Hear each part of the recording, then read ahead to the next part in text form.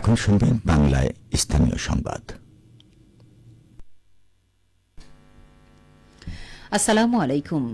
বাংলাদেশ বেতার রাজশাহী স্থানীয় সংবাদ পড়ছি নূরজাহান বন্যা। রাজশাহী বিশ্ববিদ্যালয় কেন্দ্রীয় ছাত্র সংসদ রাকসু নির্বাচনে মনোনয়নপত্র সংগ্রহের তারিখ ৩১ আগস্ট পর্যন্ত বাড়ানো হয়েছে।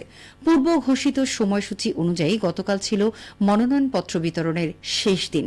রাকসু নির্বাচনের প্রধান নির্বাচন কমিশনার অধ্যাপক ড এফ নজরুল ইসলাম জানান, আগামী 15 সেপ্টেম্বর রাকসু নির্বাচন হচ্ছে না, নির্বাচনের নতুন তারিখ পরে জানানো হবে। প্রধান নির্বাচন কমিশনার আরও জানান, শিক্ষার্থীদের দাবির প্রেক্ষিতে ছবিযুক্ত ভোটার তালিকা এবং প্রার্থীদের ডোপ টেস্টের সিদ্ধান্ত নেওয়া হয়েছে। এছাড়া আবাসিক হলের পরিবর্তে একাডেমিক ভবনে ভোট কেন্দ্র স্থানান্তরের সিদ্ধান্ত হয়েছে। রাজশাহী বিশ্ববিদ্যালয়ে ড সাদিকুল ইসলাম স্বপন রচিত জুলাই গণ অভ্যুত্থান আগস্ট বিপ্লব শিরোনামভুক্ত গ্রন্থের মোড়ক উন্মোচন করা হয়েছে। গতকাল বিশ্ববিদ্যালয়ের ডিনস কমপ্লেক্স মিলনায়তনে আলোচনা সভায় বইটির মোড়ক উন্মোচন করা হয়। অনুষ্ঠানে প্রধান অতিথি হিসেবে উপস্থিত ছিলেন রাজশাহী বিশ্ববিদ্যালয়ের উপাচার্য অধ্যাপক সালেহ হাসান নকিব। তিনি বলেন, জুলাই গণ অভ্যুত্থান শুধু রাজশাহীর নয়, বরং সমগ্র বাংলাদেশের মুক্তিকামী আন্দোলনের ইতিহাসে এক অবিস্মরণীয় অধ্যায়। ছাত্র, কৃষক, শ্রমিক সহ সাধারণ মানুষ বুকের রক্ত দিয়ে গণতন্ত্র ও ন্যায় বিচারের জন্য আন্দোলনে অংশ নিয়েছিল। নতুন প্রজন্মকে সেই সংগ্রামের ইতিহাস জানাতে হবে, যাতে তারা দেশের প্রতি দায়বদ্ধতা অনুভব করেন। নওগাঁয় জেলা সিভিল সার্জন কার্যালয়ের আয়োজনে বিশ্ব মাতৃদুগ্ধ সপ্তাহ শুরু হয়েছে। আজ সকালে জেলা স্বাস্থ্য বিভাগ চত্বরে কর্মসূচির উদ্বোধন করেন জেলা প্রশাসক মোহাম্মদ আব্দুল আওয়াল। অনুষ্ঠানের সভাপতিত্ব করেন নওগাঁর civil surgeon doctor Mohammad Aminul Islam. কর্মসূচির অংশ হিসেবে অনুষ্ঠিত শোভাযাত্রা ও আলোচনা সভায় মাতৃদুগ্ধের গুরুত্ব তুলে ধরা হয় এবং সকল ক্ষেত্রে এ বিষয়ে সচেতনতা গড়ে তোলার আহ্বান জানানো হয়। এদিকে নানা আয়োজনে নওগাঁ মেডিকেল কলেজের ৭ম বর্ষপূর্তি উৎসব পালন করা হচ্ছে। আজ সকালে কলেজ ক্যাম্পাসে কর্মসূচির উদ্বোধন করেন জেলা প্রশাসক মোহাম্মদ আব্দুল আওয়াল।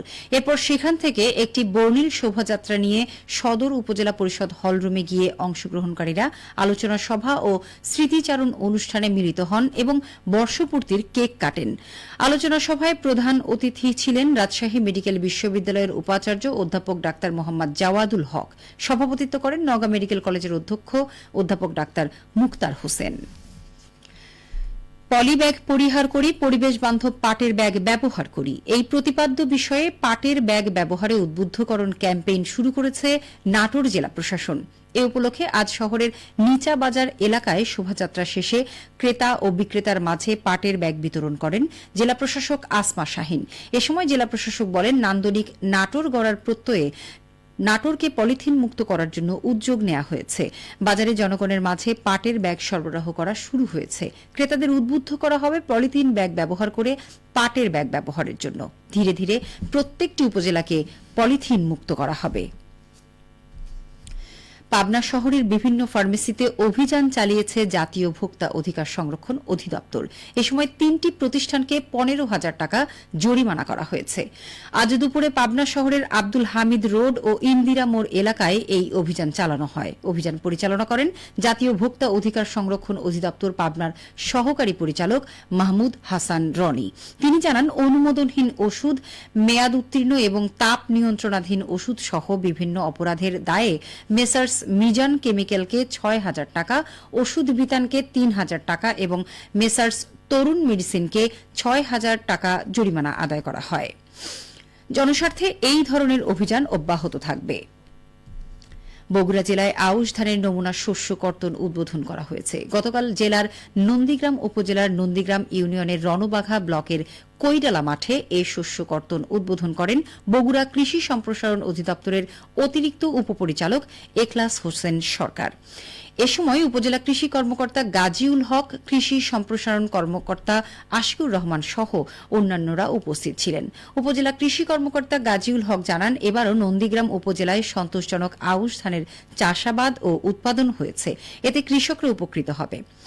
আউশ ধান কাটা মাড়াই শেষ হলে কৃষকরা জমিতে আমন ধান অথবা রবি শস্যের চাষাবাদ করার প্রস্তুতি নেবে। এজন্য কৃষি বিভাগের পক্ষ থেকে সব ধরনের সহযোগিতা অব্যাহত থাকবে। সবশেষে আবহাওয়া। আজ দুপুর 2টায় রাজশাহীতে তাপমাত্রা ছিল 34.5 ডিগ্রি সেলসিয়াস। এ সময় বাতাসে আপেক্ষিক আর্দ্রতার পরিমাণ ছিল 60%। রাজশাহী ও পার্শ্ববর্তী এলাকায় আজ সূর্যাস্ত সন্ধে 6টা 28 মিনিটে। সংবাদ শেষ হল। আমাদের পরবর্তী সংবাদ বিকেল 4টা 5 মিনিটে।